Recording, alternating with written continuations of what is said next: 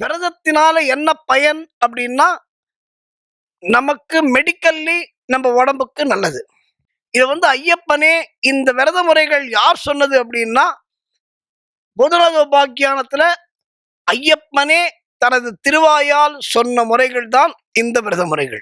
அதனாலதான் இந்த பாட்டுல சத்தியமான விரதம், சத்தியமான விரதம் நிச்சயம் நம்மை காக்கும், சத்தியமான விரதம் நிச்சயம் நம்மை காக்கும், நம் சந்ததி வரையில் கூட வரும் சத்திய தரிசனம் காட்டிவிடும்.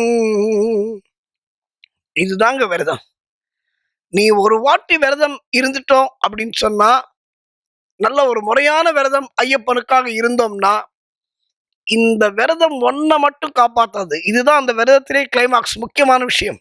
உன்னுடைய மனைவி, உன்னுடைய குழந்தைகள், அவனுக்கு பிறக்கிற குழந்தை, பேரன், பேத்தி, பேத்திக்கு பேத்தி, பேரனுக்கு பேரன், 27 தலைமுறையை நீ இருக்கிற விரதம் காக்கும்.